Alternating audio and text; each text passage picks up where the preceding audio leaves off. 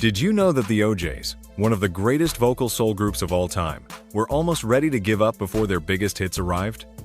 While they're known for silky harmonies and socially conscious anthems, the group's legacy also includes heartbreaking goodbyes, health battles, and quiet funerals that didn't get the attention they deserved.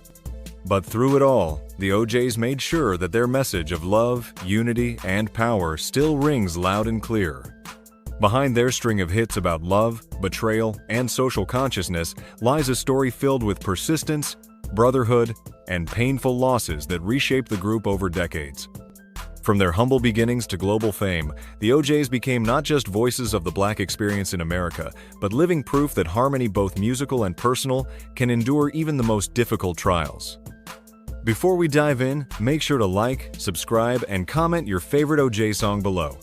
The group's story begins in 1958 in Canton, Ohio, when 5 young high school friends, Eddie Levert, Walter Williams, William Powell, Bobby Massey, and Bill Isles formed a doo-wop group first called the Triumphs.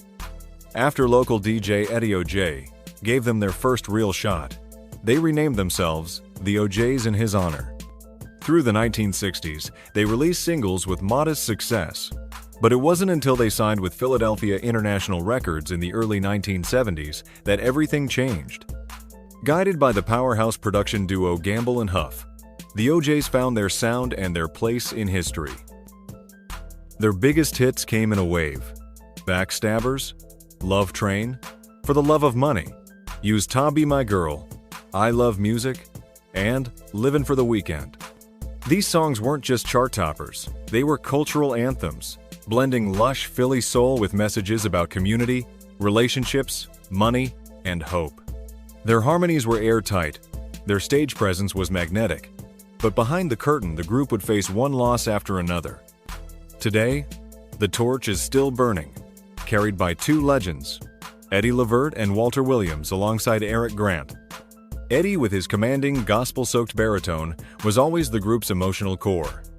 Born in 1942, he has lived through the highest highs and devastating lows, including the deaths of his own sons, Gerald and Sean Levert, both talented musicians in their own right. He also lost his only remaining daughter in recent years. Despite unimaginable personal tragedy, Eddie kept singing, kept performing, and kept leading the OJs well into his 80s.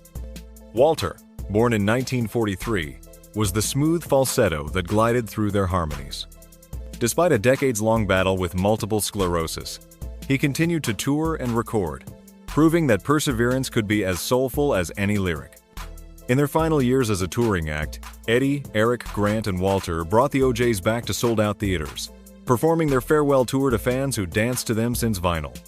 Their final shows were more than concerts, they were soul revivals, love trains that rolled through the hearts of every generation. The first and perhaps most heartbreaking loss came with William Powell, whose high tenor vocals gave the group its soaring edge. Born in 1942, Powell was part of the group's vocal alongside Eddie and Walter. His voice can be heard blending into the sweet agony of Backstabbers and the uplift of Love Train. Tragically, in the mid-1970s, Powell was diagnosed with colon cancer. He left the group in 1975 as his health declined and sadly passed away in May 1977 at just 34 years old. He was buried at Forest Lawn Memorial Park in Glendale, California, though his resting place is not widely publicized. Gone far too soon, Powell's voice remains immortal on every classic track he helped shape. Another key member to leave us was Sammy Strain, a gifted vocalist who had already made waves as part of Little Anthony and the Imperials before joining the OJs in 1976 to replace the late William Powell.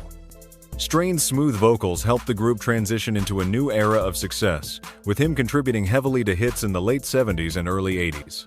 His professionalism and charisma helped keep the group's energy alive at a time when it could have faded. Sammy Strain passed away on May 2024 at the age of 84. Though the exact cause of death was not publicly disclosed, his passing was mourned across the R&B world.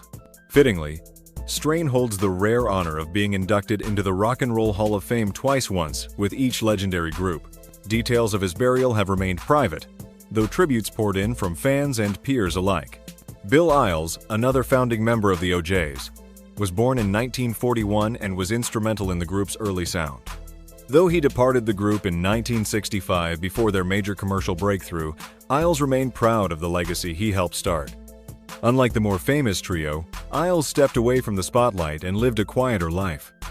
He passed away on March 2019 at the age of 78 in Canton, Ohio, the same city where the group was born.